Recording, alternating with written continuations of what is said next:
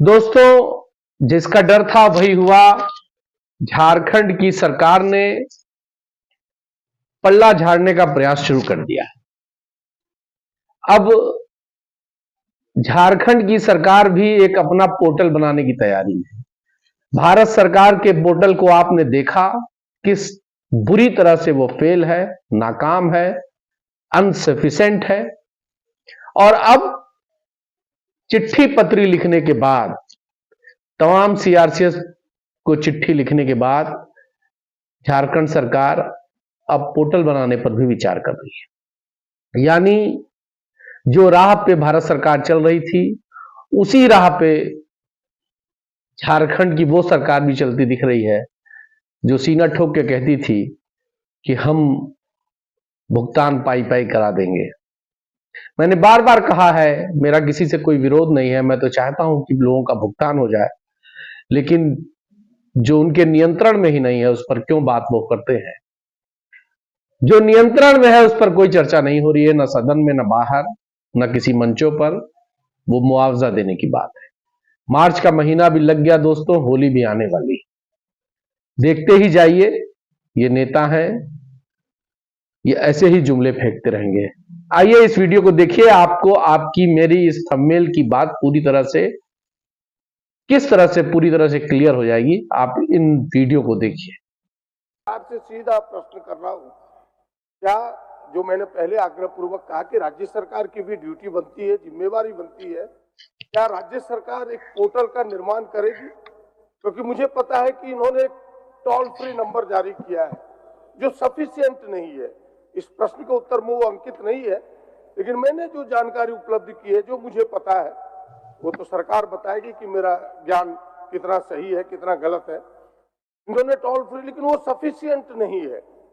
सरकार एक पोर्टल बनाए, मेरा आग्रह होगा, जिस पोर्टल में यह जो निवेशक हैं, जिन झारखंड गरीबों ने, निवेशकों ने पैसे को निवेश किया है, वो उसमें अपने नाम को अंकित कर सके, अपने पूरे प्रमाण के साथ कि हमने कितना निवेश किया है, ताकि सरकार इन नामों को सूचीबद्ध कर सके।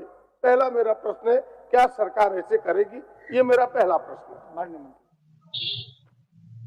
महोदय, माननीय ध्यानाकर्षणकर्ता प्रदीप यादव जी ने ये जानना चाहा है कि निवेशकों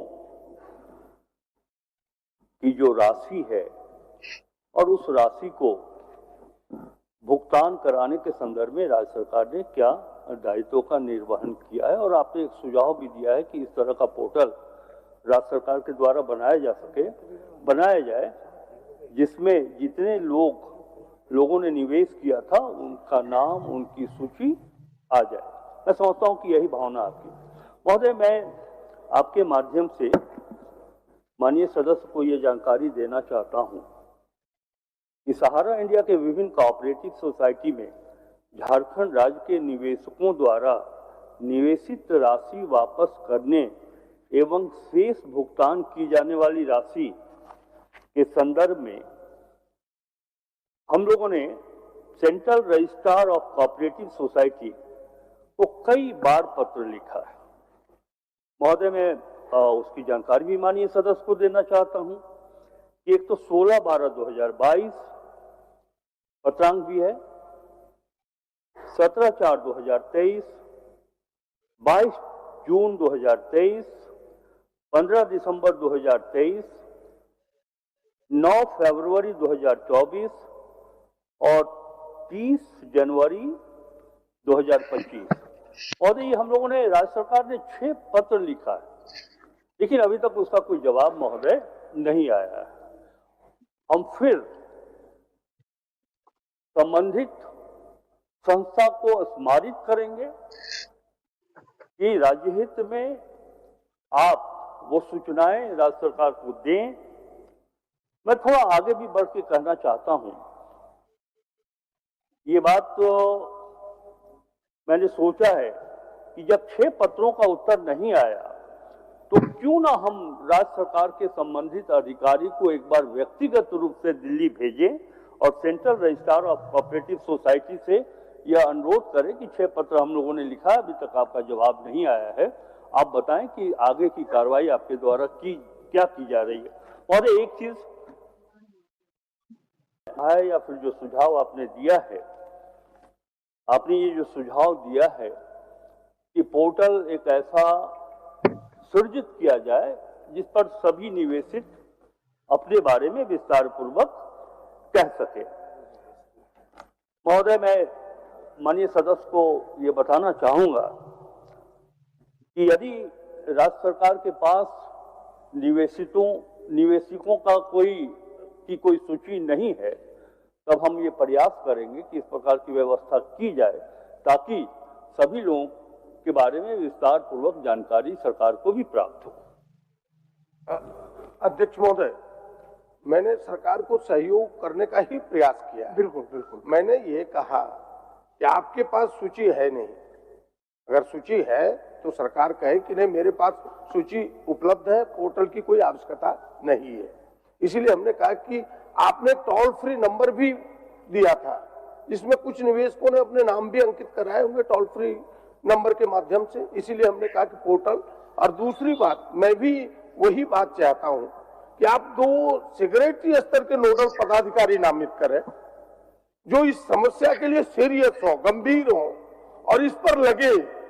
और मैं कह सकता हूं आपके दावे के साथ, जिस दिन सरकार 2 सेक्रेटरी स्तर के पदाधिकारियों के इस काम के लिए नामित करेगा और उनके कदम कोऑपरेटिव रजिस्ट्रार के यहाँ जिस दिन पड़ना शुरू होगा, जो 6 पत्र आपने दिए, अगर 6 बार उनके यहाँ घंटी लोगों ने बजा दिया तो इस काम को आसानी मिलेगी, झारखंड के हक में दिला पाएंगे।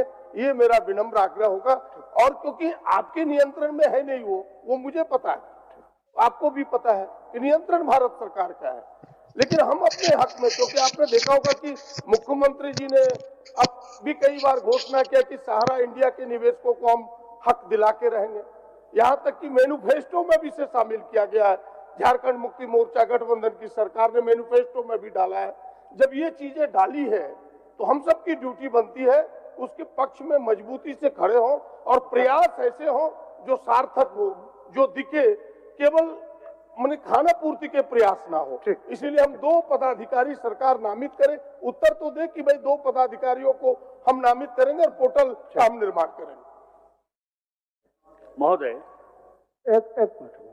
महोदय, यद्यपि माननीय सदस्य ने किसी पदाधिकारी को नियुक्त कर केंद्र सरकार के संबंधित एजेंसी से बात करने का आग्रह नहीं किया था, इसके बाद भी आपकी भावना और जो हमारे सरकार की भावना है, हेमंत सोरेन जी की नेतृत्व वाली सरकार की भावना है कि जो निवेशक जिन्होंने पूंजी का निवेश किया वो पैसा दिलाना ये हम सबों की जिम्मेवारी है। इससे इतना तो स्पष्ट हो गया कि 6 पत्र लिखने के बाद भी कोई जवाब उधर से नहीं आया है। हमारे जो निवेशक हैं उन्होंने कितनी पूंजी लगाई है इसके बारे में हमारी कोई सूचना नहीं है, सारी सूचनाएं उनके पास है।